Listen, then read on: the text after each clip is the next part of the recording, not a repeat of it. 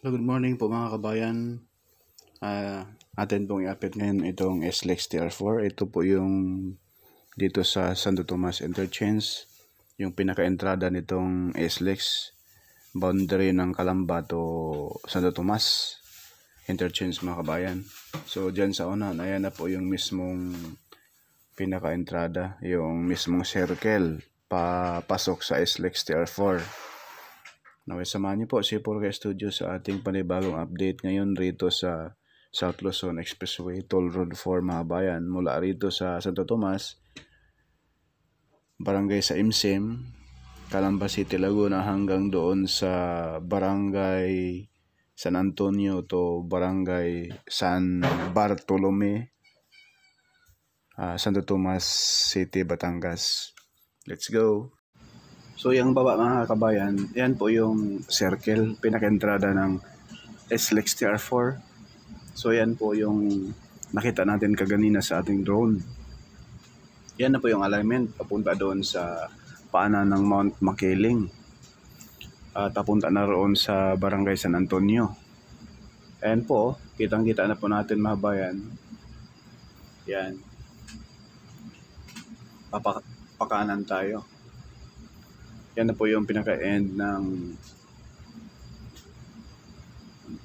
San Antonio, bandang kanan. Yan po. So, maya-maya mga kabayan, makita po natin sa drone shot itong progress sa baba mismo. Ayan po, yung malapad na daan. Nasa paanan mismo ng Mount Makiling itong alignment nitong SLEX TR4. Kaya once na ito'y matapos ay talagang napaganda yung view rito sa area mga kabayan.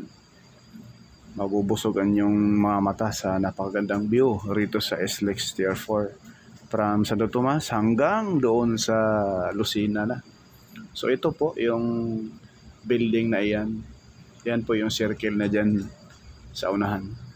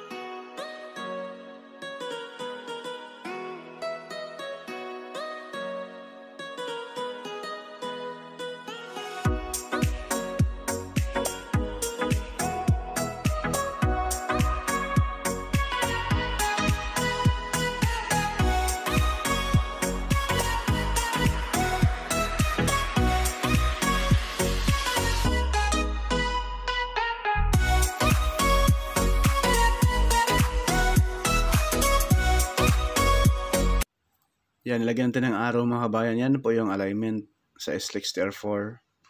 Papasok, no? Pakanan po kayo sa likod ng building na yan. Magkakaroon dyan ng way papunta doon sa papasok sa SLEX TR4. Gets po mga kabayan. So may drone shot tayo sa likod ng building na yan. So ito na po yung drone shot natin. Dito po tayo sa likod na building, yung kulay puti kaganina. So ayan na po yung forma rito. Ayan o. Formado na siya mga kabayan. Naka-ready na ho. Siguro ito, lalatagan ng concrete cement yung baba. Ayan o. Ito po yung building na puti sa bandang kaliwa natin. Ayan o. Yan, sa kaliwa natin mga bayan, kita nyo? Yan po yung nakita natin kaganina, yung doon tayo sa side sa Calamba.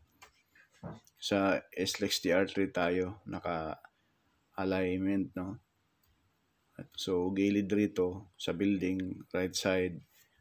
Ayan na po yung nilagay ko ng araw kaganina. Ayan na po yung alignment. Patumbok doon sa gilid ng Mount Makiling. Pakanan konti. Yan yung alignment mga kababayan. Para hindi kayo malito, no? Once na ito'y bubuklan dahil baka December to mga kabayan. Itong lahat na ito ng package A, simentado niya ito. Kasi dyan sa lampas ng tulay dyan, yung mga area na yan mga kabayan, ay nakaready na po yan lalatagan ng concrete cement. So ang malaking trabaho dyan, doon na lang sa bundok, sa malapit sa geothermal. At pagka doon sa area ng geothermal mga bayan, yun lamang po may tatambakan doon na may ginawa silang concrete box culvert. Yun na lamang po ang malaking trabaho doon. Pero pag maraming heavy equipment, isang buwan tapos yun. Formado na doon mga kabayan. So ayun po yung progress sa baba natin. Ayun yung kalsada na pakaliwa. Yan na po yung tinuro ko kanina sa ating drone shot. Nung doon tayo sa kabandang Calamba mismo, pinapunta natin yung drone natin. Ayan po, sa gilid mismo ng building na ito. Ayan po yung kalsada. Malapad po yan mga bayan. Kung titingnan ninyo, parang makipot. Ayan. Malapad po yan. Yung tinambak nilang lupa dyan, ayan po, tinubuan na lamang po ng mga damo. Pero papunta na po rito ang paglatag, latag ng concrete cement. Ayan po, doon tayo kanina sa bandang kaliwa, dulo. Pinalipad natin yung drone rito. Ayan. Tambak na po yan dyan. Ayan tinubuan na lamang po ng damo yan. Kunting na lang po yan. Ayos. Kaya ang inauna nila paglatag ng concrete cement dito sa package sa mga area ng malapit doon sa Macban, Interchange, at sa portion din po ng Barangay San Antonio at Barangay San Bartolome, Santo Tomas, City, Batangas pa din. So yung halos kabuuan ng package mga kabayan ay sakop sa Santo Tomas City, Batangas. Pinakita ko lang po sa inyo yung circle dito. Diyan po iikot yung mga sasakyan. Kung ikaw ay galing Lucena, pa-exit ka ng Santo Tomas, parang salubungan rito sa circle. Gets po?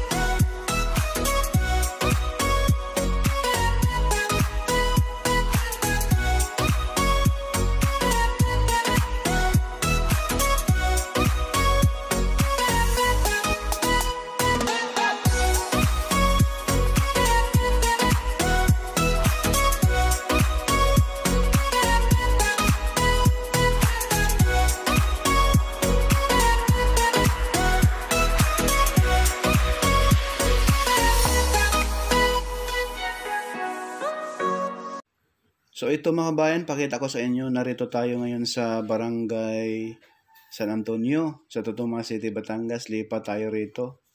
So ayan na po yung mga kabahayan dyan, na malaki rin po ang tanggal na mga bahay dyan sa isang exclusive subdivision. So ayan na po yung sementado na. Ayan sa harapan natin.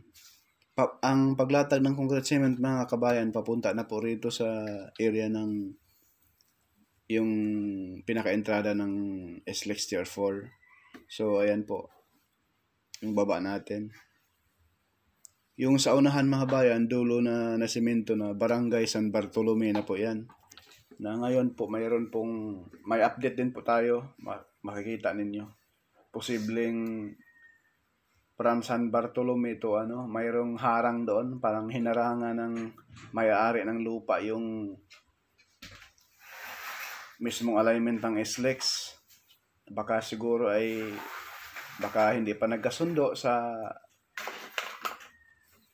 bayaran, kaya ganon. So ayan po yung baba natin. Dito sa portion na ito ay may ilog, pero may malaking drainage na yan, tatampakan na lang. So itong kaharap sa ating kamera ngayon mga bayan, papunta po ito doon sa geothermal. Papunta po ito doon sa mismong pinaka-entrada ng SLEX TR4, yung sa entrada ng ating video, yung may circle, yung may building na puti.